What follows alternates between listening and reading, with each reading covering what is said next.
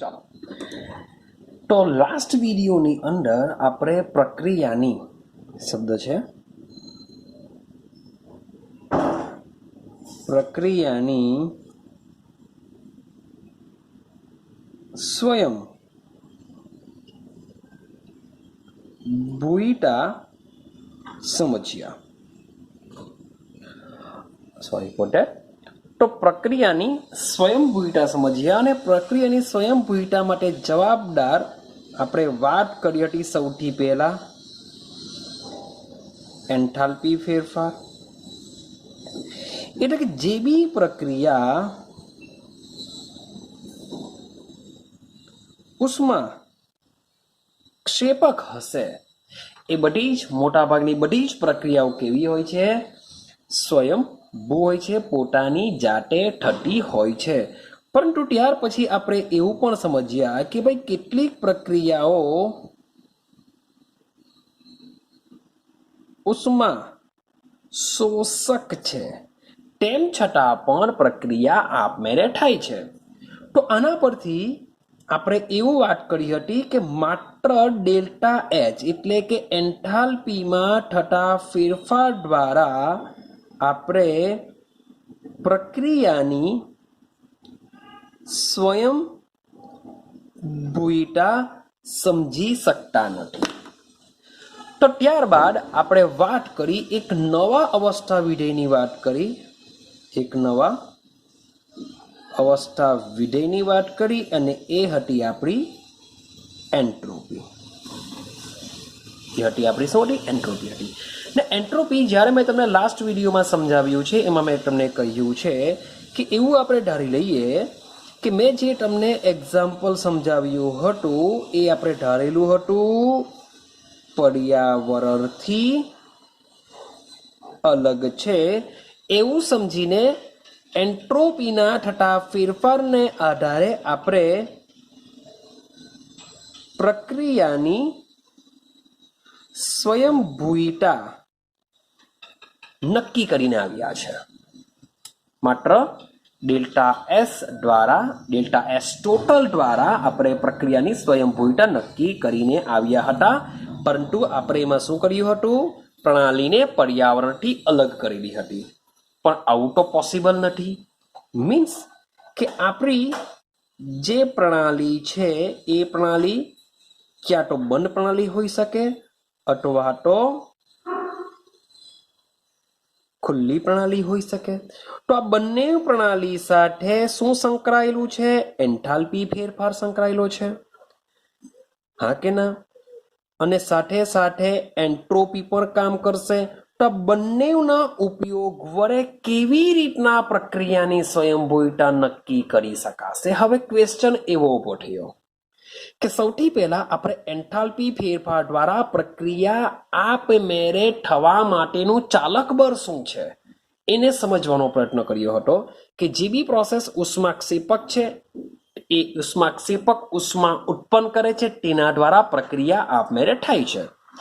પરંતુ એવું બી જોવા મળ્યું કે ઉષ્મા શોષક પ્રોસેસ પણ આપમેળે પ્રક્રિયા કરે છે. માટે માત્ર ડેલ્ટા એચ દ્વારા પ્રક્રિયાની સ્વયંભૂયિતા નક્કી નહીં કરી શકીએ. તો તેના માટે આપણે એન્ટ્રોપી ફેરફાર લાવ્યા. તો એન્ટ્રોપી ફેરફાર માટે આપણે યાદ કરો એવું કહ્યું હતું delta H is equal to 0 લઈ લીધું હતું. એટલે કે એવી પ્રણાલી લીધેલી હતી કે જેમાં એન્થાલ્પીમાં ફેરફાર થતો જ નથી અને પ્રક્રિયાની સ્વયંભૂયિતા એન્ટ્રોપી ફેરફાર દ્વારા નક્કી કરીને આવ્યા. પરંતુ હવે સમજીએ કે ખરેખર વ્યવહારમાં તમારો ડેલ્ટા એચ 0 હોતો નથી. તમે બંધ પ્રણાલી લેવો કે ખુલ્લી પ્રણાલી લેવો, તેમાં એન્થાલ્પીમાં ફેરફાર થશે જ અને સાથે સાથે એન્ટ્રોપી બી મે બી એમાં ચેન્જ થશે. તો આ બે દ્વારા પ્રક્રિયાની આ બંને જ્યારે એકી સાથે કામ કરતા હોય ત્યારે આપણે પ્રક્રિયાની સ્વયંભૂયિતા કેવી રીતના નક્કી કરીશું? તો એના માટે તો આવી પ્રણાલીઓ માટે એક નવા અવસ્થા વિધેય વ્યાખ્યા કરવામાં આવી. એક નવા અવસ્થા વિધેયની વ્યાખ્યા કરવામાં આવી અને આ નવા અવસ્થા વિધેયને કહેવામાં આવે છે ગિબ્સ ઉર્જા. શું કહેવામાં આવે છે? ગિબ્સ ઉર્જા કહેવામાં આવે છે. અને આ ગિબ્સ ઉર્જાને આપણે દર્શાવીશું જી વડે.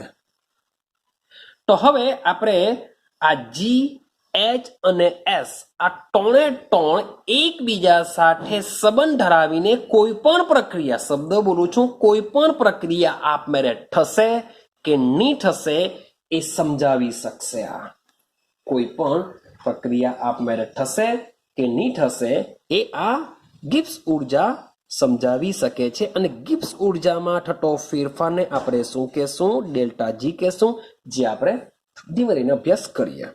તો સૌથી પહેલા આ જે નવા અવસ્થા વિધેયની વાત કરેલી છે, જે નવું ઉષ્મા ગતિકીય વિધેય છે, કારણ કે ઉષ્મા સાથે 100% એને લેવા દેવા તો હોવાનું છે.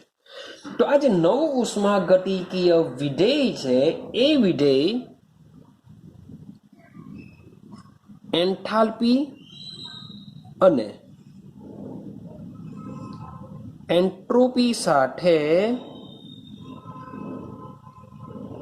નીચે મુજબનો સંબંધ ધરાવે છે. જે નવું ઉષ્માગતિકીય વિધેય છે એ શું કરે છે? એન્થાલ્પી અને એન્ટ્રોપી સાથે નીચે મુજબનો સંબંધ ધરાવે છે. તો નવું ઉષ્માગતિકીય વિધેય એટલે કે ગિબ્સ ઉર્જા જી ઇઝ ઇક્વલ ટુ, યાદ રાખજો, એચ માઇનસ ટી એસ. આ સૂત્ર તમારે દિમાગમાં રાખવું પડશે કે G is equal to H minus TS. તો આ ગિબ્સ ઉર્જા એન્થાલ્પી અને એન્ટ્રોપી સાથે સંબંધ ધરાવતું સમીકરણ છે.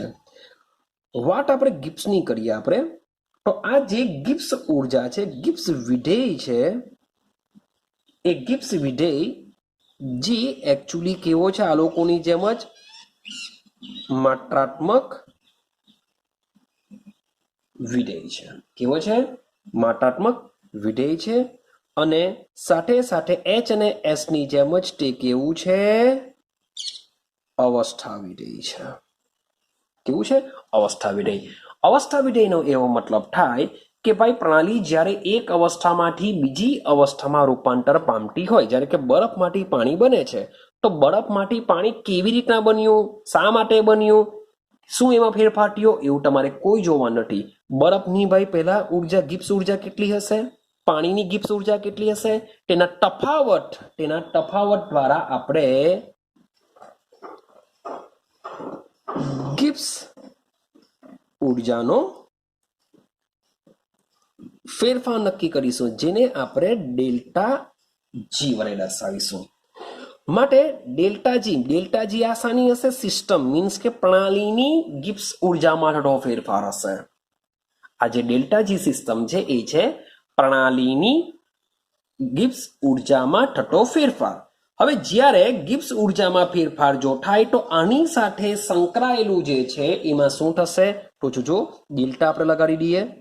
માટે ડેલ્ટા જી અહીંયા લખી રહ્યો છું, સિસ્ટમ એટલે કે પ્રણાલીની ગિબ્સ ઉર્જામાં ફેરફાર થાય છે, is equal to delta H minus delta, આ બંનેને લગાડી દેવા ટીએસ ને. હવે ડેલ્ટા અંદર લઈ જઈએ તો શું થશે? Delta G system is equal to delta H minus, ચાલો માની લઉં કે પહેલા હું ટી કોમન કરું તો ટી ડેલ્ટા એસ થઈ જશે. હવે જે બીજી વસ્તુ છે સેમ એવી રીતના એસ કોમન કરી નાખું અને ડેલ્ટા ટી વડે લગાવી દઉં તો ઉપરનું સમીકરણ મને આ રીતના મળશે. પરંતુ મોટે ભાગે જે પ્રોસેસ છે એ આપણી સામા થાય છે? અચળ તાપમાને થાય છે. હવે અચળ તાપમાન એટલે કે તાપમાન તો અચળ છે, તાપમાનમાં કોઈ ફેરફાર થવાનો નથી. માટે delta T is equal two શું થઈ જશે? 0 થઈ જશે. માટે તમારું જે ડેલ્ટા જી સિસ્ટમ છે હવે બની જશે delta H minus T delta S. તો આ સૂત્ર દ્વારા તમને દાખલા ગણવામાં પણ બહુ કામ લાગશે. બહુ ઇમ્પોર્ટન્ટ સમીકરણ છે, આ યાદ રાખજો.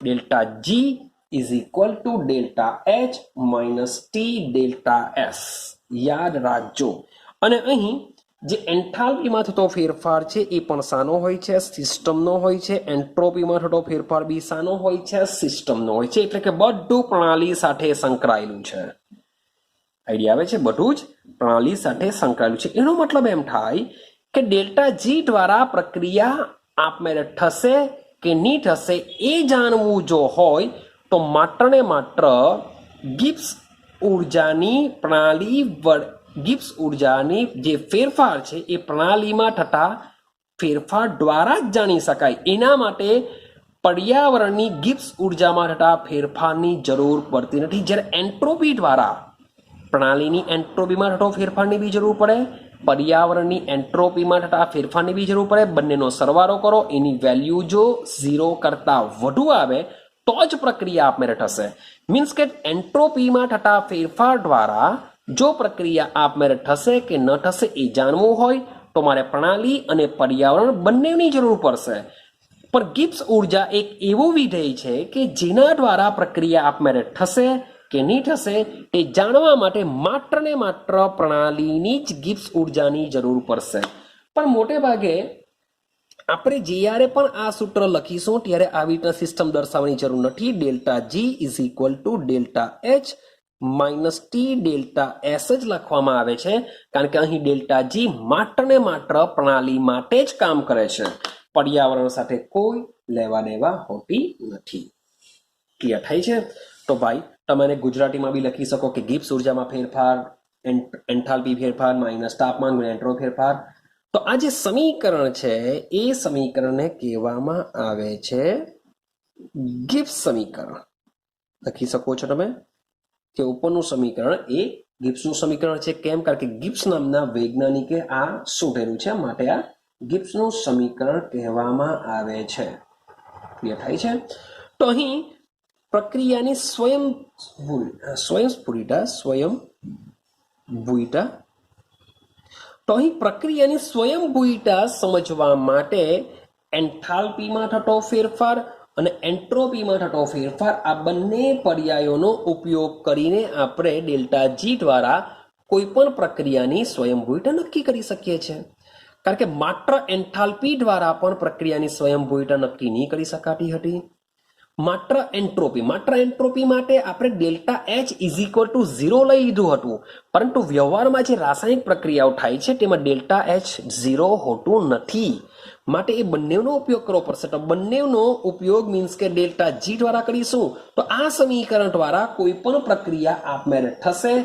કે નહીં થશે તે આપણે જાણી શકીએ છીએ ક્લિયર ચાલો આગળ સમજીએ તો ભાઈ આ જે ડેલ્ટા જી છે એ ડેલ્ટા જી નો એકમ શું હોઈ શકે ડેલ્ટા જી નો એકમ શું હોઈ શકે તો ભાઈ જો વિચારીએ તો આ આપણી શું છે એન્થાલ્પી એક જાતની ઉર્જા જ છે ભાઈ ડેલ્ટા જી બી એક જાતની ઉર્જા છે હવે વાત કરીએ ટી ડેલ્ટા એસ તો ટી ડેલ્ટા એસ બી શું છે એક જાતની ઉર્જા જ છે હવે ટી ડેલ્ટા એસ માં ટી નો જે એકમ હોય છે એક હોય છે કેલ્વિન ટી નો એકમ કયો હોય છે કેલ્વિન હોય છે અને એન્ટ્રોપી નો જે એકમ હોય છે એ હોય છે જૂલ પ્રતિ કેલ્વિન શું હોય છે જૂલ પ્રતિ કેલ્વિન તો અહીં કેલ્વિન કેલ્વિન કેન્સલ થઈ જશે તો અહીં આખા ટી ડેલ્ટા એસ નો એકમ બી શું બનતો હોય છે જૂલ બનતો હોય છે આનો બી જૂલ બનતો હોય છે માટે ડેલ્ટા જી નો એકમ શું થઈ જશે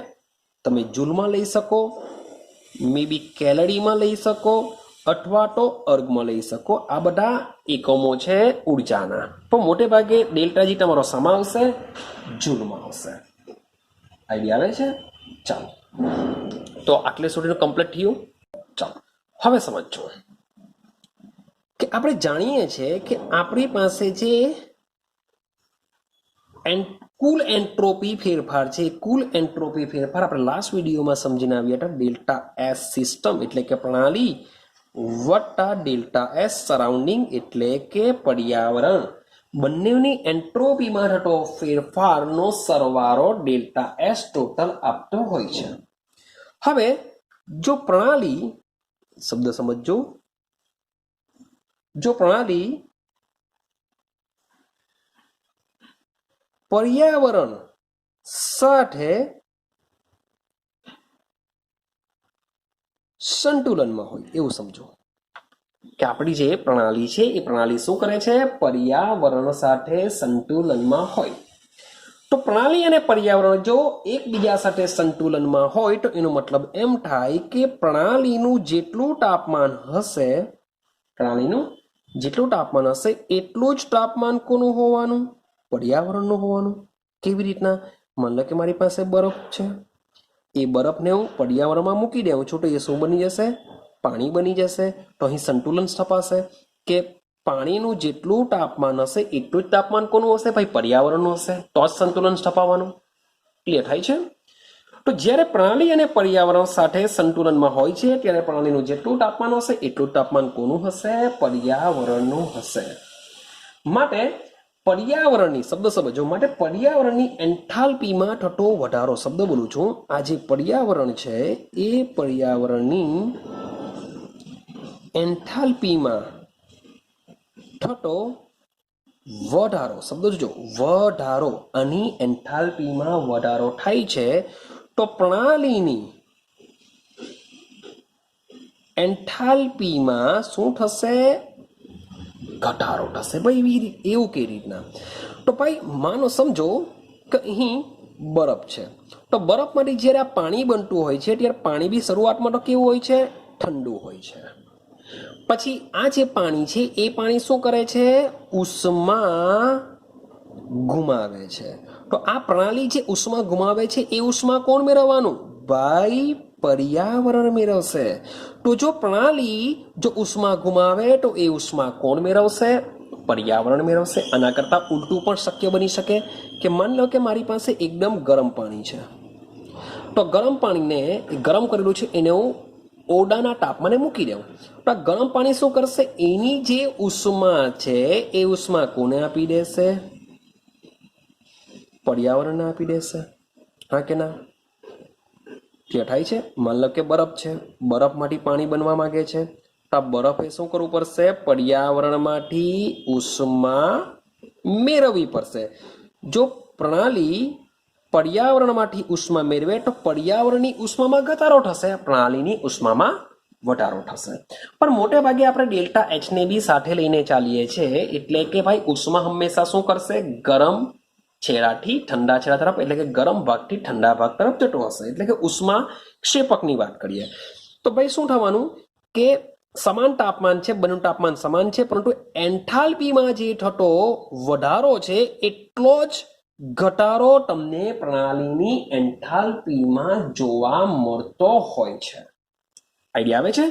તો એક સૂત્ર લખું, બરાબર સમજો. એન્ટ્રોપીની વાત કરું છું. હવે હું શાની વાત કરું છું? એન્ટ્રોપીની. માટે લખી શકીએ આપણે, માટે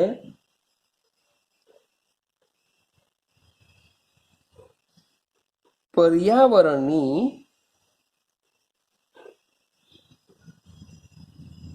એન્ટ્રોપીમાં ફેરફાર. ચાલો, તો પર્યાવરણ શબ્દ બોલું છું. પર્યાવરણ એટલે કે સરાઉન્ડિંગ. પર્યાવરણ મીન્સ કે ડેલ્ટા એસ સરાઉન્ડિંગ. તો આપણે અગાડી સૂત્ર સમજીને આવીએ કે delta S is equal to delta H upon T. તો આ સરાઉન્ડિંગ હોય તો આ બી શું થવાનું? સરાઉન્ડિંગ બનશે. પરંતુ અહીં ઉપરનું સેન્ટેન્સ કહેવા માંગે છે કે જ્યારે બંનેનું તાપમાન સમાન, તો ભાઈ ટી તો બંને માટે અચર, તો જ્યારે પર્યાવરણની એન્થાલ્પીમાં જો વધારો થતો હોય તો જેટલો વધારો થયો હોય એટલો જ ઘટાડો તમને પ્રણાલીની એન્થાલ્પીમાં થશે. માટે આની જગ્યાએ લખી શકાય minus delta H by T. સરાઉન્ડિંગની જગ્યાએ અહીં મારે શું લખવું પડશે? સિસ્ટમ. કે પ્રણાલીની એન્થાલ્પીમાં થતો વધારો એટલો જ તમને પ્રણાલીમાં ઘટાડો જોવા મળશે. પર્યાવરણમાં જેટલો વધારો થાય એટલો જ ઘટાડો તમને પ્રણાલીમાં જોવા મળતો હોય છે. ક્લિયર થાય છે? તો આપણું જે ઉપરનું જે સમીકરણ છે તેમાં ડેલ્ટા એસ સરાઉન્ડિંગની જગ્યાએ જો આ જો વસ્તુ મૂકું તો શું થઈ શકે? તો સમજો કે delta S total is equal to delta S system minus, શબ્દ બોલું છું, ચલો પહેલા પ્લસ લખી દઈએ, પ્લસ, અને આ વસ્તુ આખું બ્રેકેટમાં લખીએ, delta H system by T. આટલે સુધીનું ક્લિયર થયું. મીન્સ કે આ ઉપરનું જે સૂત્ર છે એમાં ડેલ્ટા એસ સરાઉન્ડિંગની જગ્યાએ માઇનસ ડેલ્ટા એચ સિસ્ટમ, યાદ રાખજો સિસ્ટમ, અહીંયા સરાઉન્ડિંગ હતું તો અહીંયા શું થઈ ગયું, સિસ્ટમ બાય ટી ને લખી દીધું. તો આ માઇનસને મીન્સ કે જો હું બહાર કાઢું તો એ અહીંયા માઇનસ થઈ શકે છે, કંઈ ફરક નથી પડવાનો, અહીંયા માઇનસ થઈ શકે છે. ચાલો હવે આની આપણે પુનઃ ગોઠવણી કરીએ. શબ્દ સમજજો. ફરીથી પાછો આપણે હું સૂત્ર લખી દઉં છું. Delta S total is equal to delta S system વત્તા minus delta H system by T. આવું કંઈક થવાનું. હવે ઉપરના સમીકરણની આપણે શું કરીશું, પુનઃ ગોઠવણી કરીએ. કરવાનું કંઈ નહીં, મીન્સ કે ટી બધાને આપી દઈએ, આ લોકોને બી આપી દઈએ, આ લોકોને બી આપીએ, બધાને આપી દઈએ તો શું થશે, T delta S same total, ખાલી ટી અને આપો અને બી આપી દો તો is equal to T delta S system, અને અહીં એવું કરી દઉં છું plus or minus minus delta H system. Clear છે? પુનઃ ગોઠવણી કરતા મને આ રીતનું મળશે. હવે સમજો કે આનો મતલબ એમ થાય કે માની લો કે મારે જાણવું હોય કે પ્રક્રિયા આપમેળે થશે કે નહીં થશે, તો ભાઈ પ્રક્રિયાની સ્વયંભૂતા માટે, એટલે કે પ્રક્રિયા જો આપમેળે જો થાય તો આપણને ખબર છે કે આપણું જે ડેલ્ટા એસ ટોટલ છે એની વેલ્યુ 0 કરતાં મોટી હોવી જોઈએ. જો 0 કરતાં વધારે એટલે કે ડન આવતી હોય તો જ મીન્સ કે પ્રોસેસ આપમેળે થઈ શકે છે. એનો મતલબ એમ થાય કે આ જે બે વેલ્યુ છે એ વેલ્યુ તમે બાદબાકી કરો કે ગમે તે કરો, મીન્સ કે બાદબાકી આવે છે તો બાદબાકી કરો તો પણ વેલ્યુ કેવી મળવી જોઈએ, 0 કરતાં મને વધારે મળવી જોઈએ.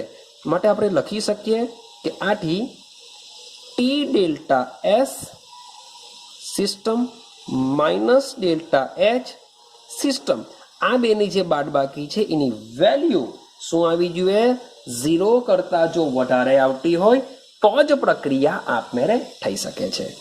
હજુ મીન્સ કે મારે જો હજુ ડિફરન્ટ રીતના કહેવું હોય તો હજુ બી ડિફરન્ટ રીતના કહી શકીએ છીએ. મીન્સ કે માની લો કે માઇનસ કોમન કરી દઉં તો ડેલ્ટા એચને આગળ લઈ લઉં, કારણ કે ડેલ્ટા એચ તો જ માઇનસ થશે. આ શું છે આપણી સિસ્ટમ. માઇનસ લખી દઉં છું ટી ડેલ્ટા એસ, તો માઇનસ માઇનસ પ્લસ એટલે કે આ તમારું પ્લસમાં થઈ જશે, આ માઇનસમાં થઈ જશે. અહીંયા બી લખી દઈએ સિસ્ટમ. તો આની વેલ્યુ બી શું થવી જોઈએ, ગ્રેટર દેન 0. તો ભાઈ ઉપરના સમીકરણો હવે આપણે ઉપરના સમીકરણનો ઉપયોગ કરીએ. યાદ કરો આપણે ઉપરનું એક સમીકરણ મેળવ્યું, delta G is equal to delta H system minus T delta S system. આવું ગિબ્સની મુક્ત ઉર્જા, એન્થાલ્પી અને એન્ટ્રોપી વચ્ચે સંબંધ ધરાવતું સમીકરણ છે. તો જો ચેક કરો કે આ જે સમીકરણ છે બેઠું આના જેવું જ છે, તો એની જગ્યાએ શું મૂકી શકાય, માઇનસ ડેલ્ટા જી. એનો મતલબ એમ થાય કે જો તમારી ગિબ્સની મુક્ત ઉર્જા જો તમને ઋણ મળે તો પ્રક્રિયા કેવી થવી જોઈએ, સ્વયંભૂ અથવા તો સ્વયં સ્ફુરણ થવી જોઈએ, એટલે કે આપમેળે થવી જોઈએ. તો આપમેળે થતી પ્રક્રિયામાં ગિબ્સની મુક્ત ઉર્જા કેવી હોવી જોઈએ, -30 હોવી જોઈએ. એટલે કે delta G is equal to delta H minus T delta S. આ લોકોનું જે વેલ્યુ છે એ વેલ્યુ તમને કેવી મળતી હોવી જોઈએ, 0 કરતાં નાની મળતી હોવી જોઈએ, ઋણમાં મળતી હોવી જોઈએ.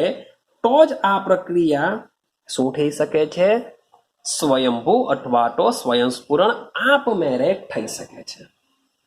આઈડિયા આવે છે? ક્લિયર થાય છે? ચાલો હવે ફરી પાછા સમજીએ.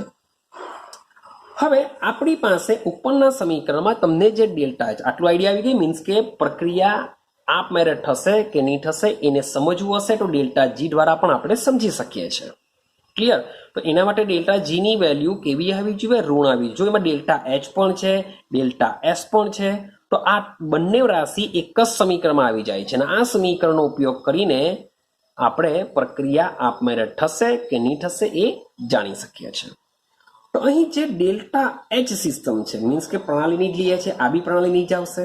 મેં તમને પહેલા જ વાત કરી કે આ એક એવી રાશિ છે કે જેમાં માત્ર પ્રણાલીની જ મુક્ત ઉર્જા ગિબ્સ ઉર્જામાં જો ફેરફાર થાય તેના દ્વારા પ્રક્રિયાની સ્વયંભૂતા નક્કી કરી શકીએ છીએ. તો અહીં જે ડેલ્ટા એચ સિસ્ટમ છે એ ડેલ્ટા એચ સિસ્ટમ શું છે? પ્રક્રિયાની એન્થાલ્પી કહી શકો અથવા તો પ્રણાલીની એન્થાલ્પી કહી શકો છો.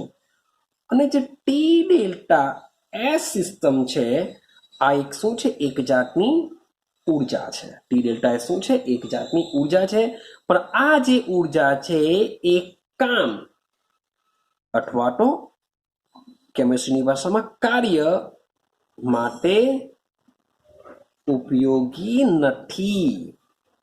આ જે ઉર્જા છે એ ઉર્જા કોઈ પણ કાર્ય કરવા માટે આ જે ટી ડેલ્ટા એસ જે ઉર્જા છે એ ઉર્જા કોઈ પણ કાર્ય કરવા માટે પ્રાપ્ય હોતી નથી, ઉપયોગી હોતી નથી. માટે અહીં જે ડેલ્ટા એચ દ્વારા જે બી મને ઉર્જા મળશે એ શું મળશે? ડેલ્ટા જીની મને ચોખ્ખી ઉર્જા મળશે ને આ ચોખ્ખી જ ઉર્જાને કહેવામાં આવે છે મુક્ત ઉર્જા. માટે ડેલ્ટા જી માટે શું બોલવામાં આવે છે? ગિબ્સની મુક્ત ઉર્જા તરીકે તેને ઓળખવામાં આવે છે. શું બોલવામાં આવે છે? ગિબ્સની મુક્ત ઉર્જા. ક્લિયર થાય છે? ચાલો, તો ભાઈ હવે જે સેન્ટેન્સ લખું છું તે દિમાગમાં ફિટ કરી દેજો કે ડેલ્ટા જી ના સંદર્ભમાં આપણે 3 પોઈન્ટ કહીશું. ડેલ્ટા જી ના સંદર્ભમાં 3 પોઈન્ટ.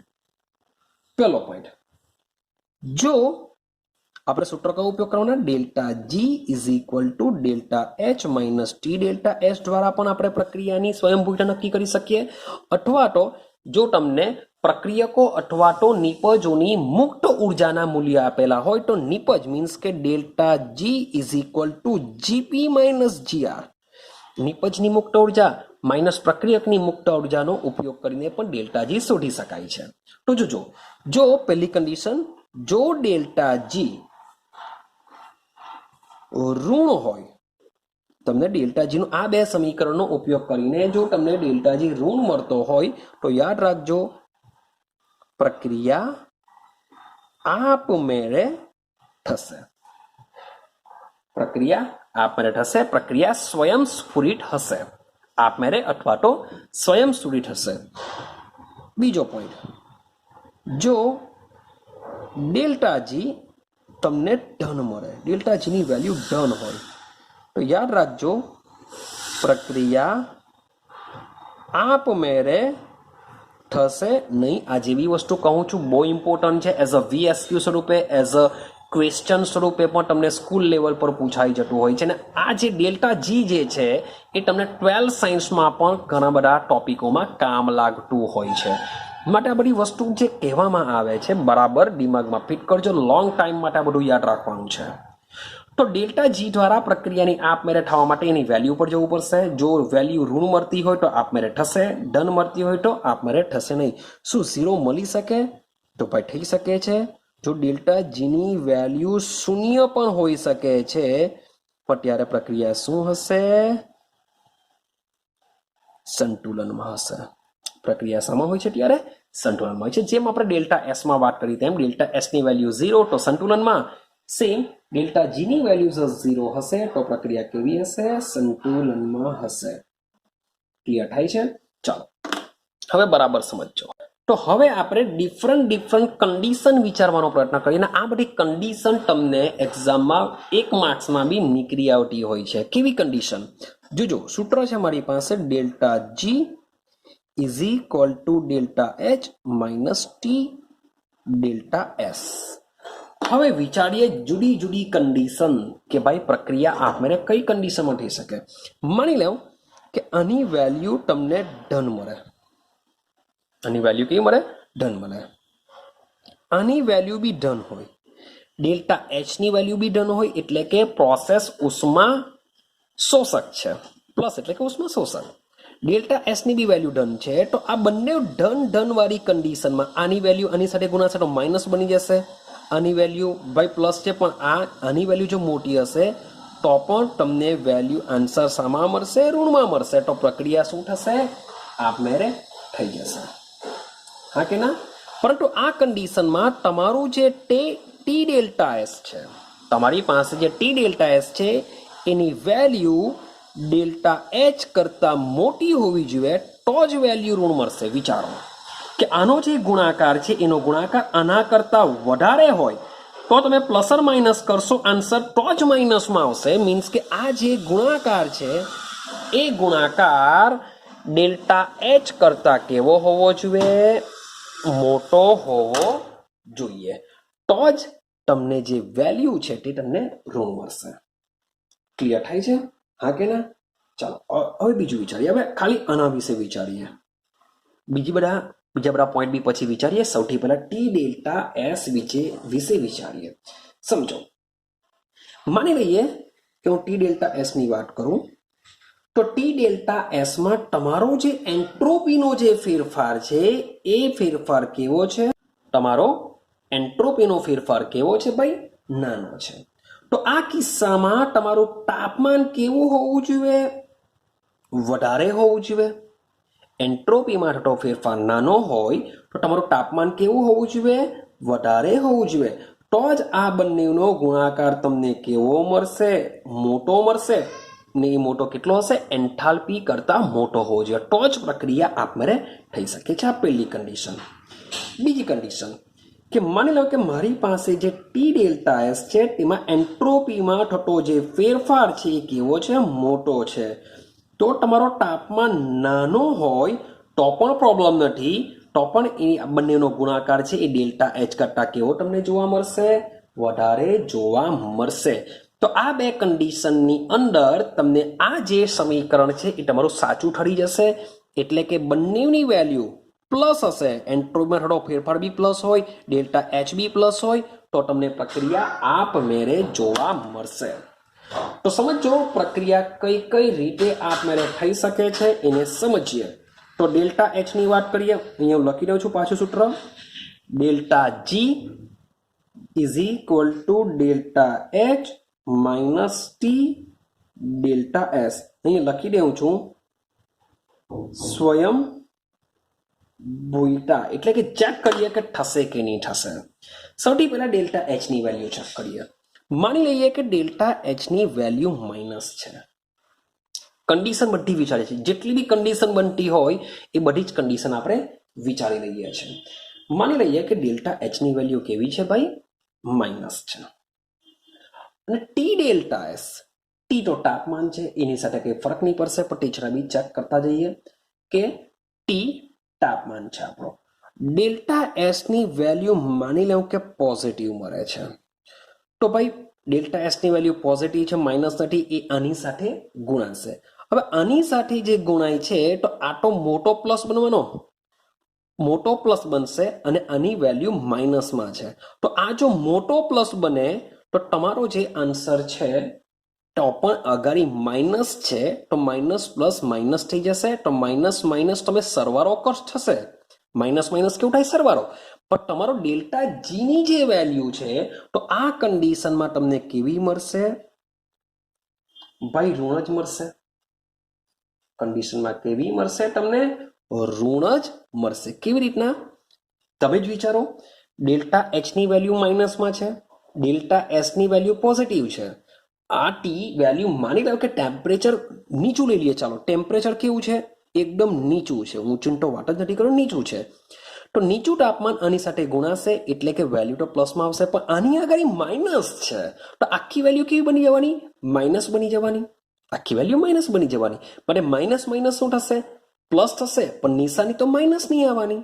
માટે આ કન્ડિશનમાં તમારી ડેલ્ટા જી 100% ઋણ જ બનશે અને પ્રક્રિયા આપમેળે થશે જ. આ પહેલી કન્ડિશન. આ શું છે? પહેલી કન્ડિશન. ચલો બીજી કન્ડિશન વિચારીએ. બીજી કન્ડિશનમાં જોઈએ કે જ્યારે ડેલ્ટા એચ છે, માની લેવું કે માઇનસ છે અને તમારો ડેલ્ટા એસ છે એ માઇનસ છે. ડેલ્ટા એસ કેવો છે? માઇનસ છે. તો સમજીએ. ડેલ્ટા એસ માઇનસ આની સાથે તમે ગુણશો એ આખું કેવું આવશે? માઇનસ થશે. આખું ગુણશો એ તમારું માઇનસ થશે. તો જો માઇનસ જો થાય અને તમારું જે તાપમાન છે સેમ પાછી અમારું ઊંચું લેવું કે નીચું લેવું, ઋણ જ મળશે. પણ માની લેવું કે અહીં તમારું તાપમાન નીચું છે, તાપમાન નીચું છે માટે આની સાથેનો ગુણાકાર તમારો જે પણ આવશે એ સમાવાનો માઇનસમાં આવશે. યાદ રાખજો, તાપમાન નીચું લીધેલું છે એટલે આની સાથેનો ગુણાકાર તમારો ઓછો આવશે. એટલે કે આ તમારો કેવો બનશે? ઓછો ઋણ બનવાનો. Sorry for that, minus minus plus થઈ જશે.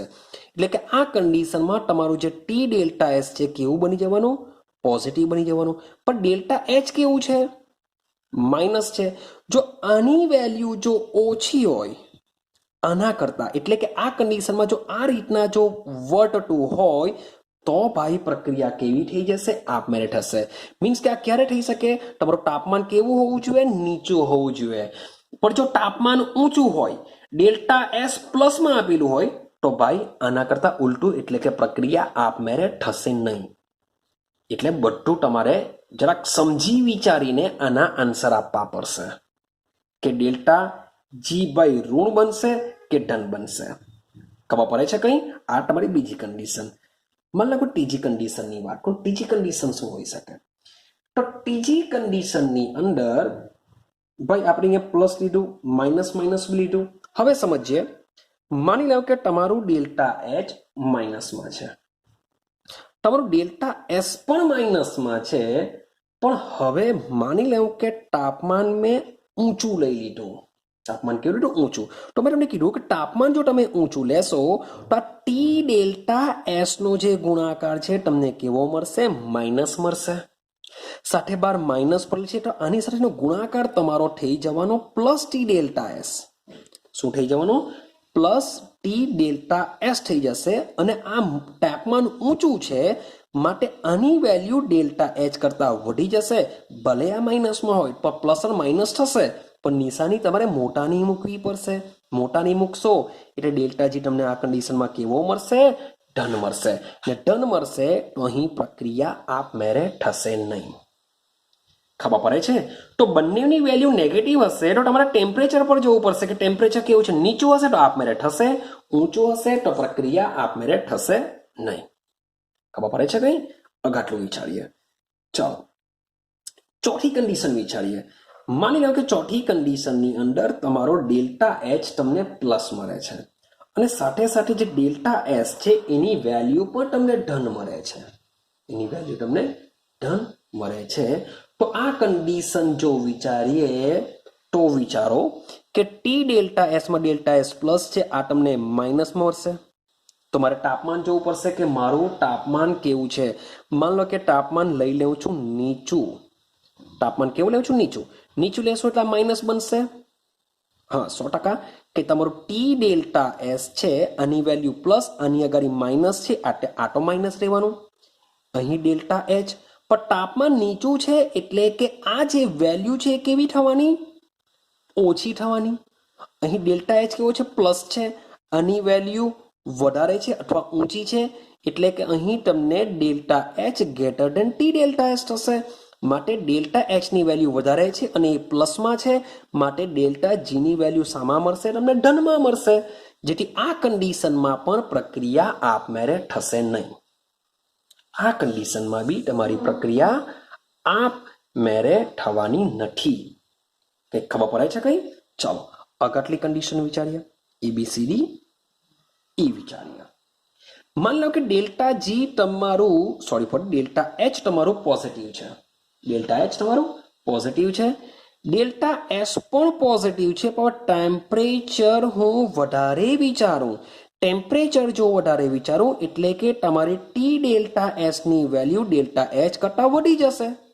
અને સાથે સાથે ટી ડેલ્ટા એસ ની અગર માઇનસ છે માટે ડેલ્ટા જી તમને કેવું મળશે? અહીં ઋણ મળશે. તો પ્રક્રિયા આપમેળે થઈ શકે છે. તો પ્રક્રિયા આપમેળે થઈ શકે છે. અને લાસ્ટ કન્ડિશન વિચારીએ. લાસ્ટ કન્ડિશન કે માની લઈએ કે તમારું જે ડેલ્ટા એચ છે તમને પ્લસ જોવા મળે છે, ડેલ્ટા એસ તમારું માઇનસ જોવા મળે છે. તો સમજો કે તમારું તાપમાન ભાઈ નીચું હોય કે ઊંચું હોય, તમારો જે ટી ડેલ્ટા એસ છે 100% શું હોવાનું? માઇનસ હોવાનું. બહાર પાછું માઇનસ પડેલું હશે અને આ બાજુ ડેલ્ટા એચ હશે ને ટી પણ કેવું વેલ્યુ ધરાવે? પ્લસ ધરાવે. તો માઇનસ માઇનસ વચ્ચે બી શું થઈ જવાનું? પ્લસ ધરાવવાનું. તો આ કન્ડિશનમાં તમને 100% ડેલ્ટા જી કેવું મળશે? ધન જ મળશે. એ ભલે ટી જુએ તો ઊંચો હોય કે ટી જુએ તો નીચો હોય, પણ તમે ડેલ્ટા એસ ની વેલ્યુ શેમાં લેવ? માઇનસમાં લેશો. ડેલ્ટા એસ માઇનસમાં લેવ, ડેલ્ટા એચ પોઝિટિવ લેશો. તો આ કન્ડિશનની અંદર તમને યાદ રાખજો ડેલ્ટા જીની વેલ્યુ ધન જ મળે. કોઈ બી તાપમાન હોય, ડેલ્ટા એસ માઇનસમાં છે, ડેલ્ટા એચ પોઝિટિવ છે, માઇનસ માઇનસ આખી વેલ્યુ પ્લસ થઈ જશે. તો બંનેનો તમે સરવાળો કરો તો આન્સર તો ધન જ મળવાનો. ડેલ્ટા જી ઋણ નહીં મળે. તો ડેલ્ટા જી ધન મળે એટલે કે પ્રક્રિયા આપમેળે થશે નહીં. આઈડિયા આવી રહી છે? હા કે ના? તો આટલે સુધી આ મીન્સ કે યાદ રાખજો, આ બધી વસ્તુ તમને ખૂબ જ કામ લાગશે. તમારી જે સ્કૂલ લેવલ પર બી જે VSQ પૂછાતા હોય છે તેમાં બી કામ લાગતું હોય છે. મે બી 2 માર્ક્સમાં બી પૂછી કરે કે ભાઈ ડેલ્ટા જીના સંદર્ભમાં પ્રક્રિયા આપમેળે થશે કે નહીં થશે, તેના માટેના સેન્ટેન્સ કહો. Delta G greater than 0, less than 0, delta G is equal to 0, એ બધી વસ્તુ તમારે લખવી પડતી હોય છે. તો ભાઈ જેટલી બી પોસિબિલિટી છે આ સમીકરણમાં કે ડેલ્ટા જી ઋણ ક્યારે આવી શકે, ધન ક્યારે આવી શકે, તો એ માટેની બધી કન્ડિશન અહીં આવી ગયેલી છે. જે તમારે થોડુંક સમજીને મીન્સ કે વિચારીને કામ કરશો તો આપણું ગોખા ગોખ કરવાની કોઈ જરૂરત હોતી નથી. તો અહીં આપણે ઉષ્માગતિશાસ્ત્રનો જે આપણો બીજો નિયમ છે એ બીજો નિયમ આપણે અહીં કમ્પ્લીટ કરી દીધો છે. હવે સમજો કે ઉષ્માગતિશાસ્ત્રનો બીજો નિયમ શું છે. બીજો નિયમ એકચ્યુઅલી આપણે સમજીએ તો આપણે એક નિરાળી પ્રણાલીનું એક્ઝામ્પલ લઈએ. નિરાળી પ્રણાલી એટલે શું? કે એવી પ્રણાલી કે જેમાં દ્રવ્ય અને ઉર્જા બંને એકબીજામાં વિનિમય પામી ન શકે. બંને એકબીજામાં વિનિમય પામી ન શકે. આથી આવી જે પ્રણાલી છે એ પ્રણાલીમાં એન્ટ્રોપીમાં ફેરફાર સ્વયંસ્ફુરિત ફેરફાર માટેની કુદરતી દિશા હશે. એવી પ્રણાલીમાં જે એન્ટ્રોપીમાં જે થતો ફેરફાર હશે એ કેવી હશે? કુદરતી દિશા હશે. નિરાળી પ્રણાલી માટે જ. પણ મોટે ભાગે ઉષ્માગતિશાસ્ત્રનો જે બીજો નિયમ છે એ એકચ્યુઅલી પ્રથમ નિયમની મર્યાદાને દૂર કરે છે. ઉષ્માગતિશાસ્ત્રનો જે બીજો નિયમ છે એ બીજો નિયમ ઉષ્માગતિશાસ્ત્રના પ્રથમ નિયમની મર્યાદાને દૂર કરે છે. ઉષ્માગતિશાસ્ત્રનો જે પ્રથમ નિયમ છે એ ઉર્જા અને કાર્ય સાથે સંકળાયેલો છે કે ભાઈ ઉર્જા કેટલી હશે, કેટલું કાર્ય થશે. પરંતુ પ્રક્રિયા આપમેળે થશે કે નહીં થશે એ ઉષ્માગતિશાસ્ત્રના પ્રથમ નિયમ દ્વારા આપણે જાણી શકાતું નથી. તો ભાઈ પ્રક્રિયા આપમેળે થશે કે નહીં થશે એ સમજવા માટે 100% આપણે ઉષ્માગતિશાસ્ત્રના બીજા નિયમનો ઉપયોગ કરવો જ પડશે. અને જે પણ પ્રક્રિયા આપમેળે થશે એ મોટે ભાગે બધી કેવી હશે? ઉષ્માક્ષેપક પ્રકારની હશે. ને ઉષ્માક્ષેપક પ્રકારની જે સમજો કે ઉષ્માક્ષેપક જો પ્રોસેસ હોય તો પ્રણાલી શું કરશે? ઉષ્મા ઘુમાવશે. અને એ ઉષ્મા ક્યાં જશે? તો પર્યાવરણમાં જશે. તો પર્યાવરણની ઉષ્મામાં જો વધારો થાય તો પર્યાવરણની અસ્તવ્યસ્તતામાં વધારો કરે. કારણ કે ઉષ્મા જો ઉમેરો થાય તો અસ્તવ્યસ્તતામાં વધારો કરે, જેથી પર્યાવરણની એન્ટ્રોપી કેવી થઈ જશે? તમને ધન મળશે. એટલે કે પ્રક્રિયા કેવી બનશે? સ્વયંસ્ફુરિત. તો ઉષ્માગતિશાસ્ત્રનો જે બીજો નિયમ છે એ બીજો નિયમ માત્ર પ્રક્રિયા આપમેળે થશે કે નહીં થશે એની સમજણ આપે છે. જે ઉષ્માગતિશાસ્ત્રના પ્રથમ નિયમની મર્યાદા કહેવાશે. ને ઉષ્માગતિશાસ્ત્રનો પ્રથમ નિયમ માત્ર ને માત્ર ઉર્જા અને કાર્ય સાથે સંકળાયેલો છે. ક્લિયર થાય છે? તો અહીં સુધી આપણે ઉષ્માગતિશાસ્ત્રનો આપણે બીજો નિયમ કમ્પ્લીટ કર્યો છે. હવે આપણે સમજવાનો પ્રયત્ન કરીશું આપણો લાસ્ટ નિયમ ઉષ્માગતિશાસ્ત્રનો ત્રીજો નિયમ. ને ત્રીજો નિયમ શું છે? બહુ ઇમ્પોર્ટન્ટ છે. તો એના માટે આપણે આ વિડીયો આટલે સુધી જ રાખીશું. તો આપણો જે ત્રીજો નિયમ છે એ બીજા વિડીયોમાં આપણે કમ્પ્લીટ કરીશું. એક જ વિડીયોમાં આખો ઉષ્માગતિશાસ્ત્રનો ત્રીજો નિયમ આવી જશે અને સાથે સાથે આપણું આ ચેપ્ટર પણ નેક્સ્ટ વિડીયોમાં કમ્પ્લીટ થઈ જશે. તો બસ આજના માટે મીન્સ કે આટલો જ આપણે વિડીયો રાખીએ છીએ. નેક્સ્ટ વિડીયોમાં આપણે આ ચેપ્ટરને કન્ટિન્યુ કરીશું, એટલે કે આ ચેપ્ટર આપણું પૂર્ણ થઈ જશે. તો મળીશું આપણે નેક્સ્ટ વિડીયોની અંદર.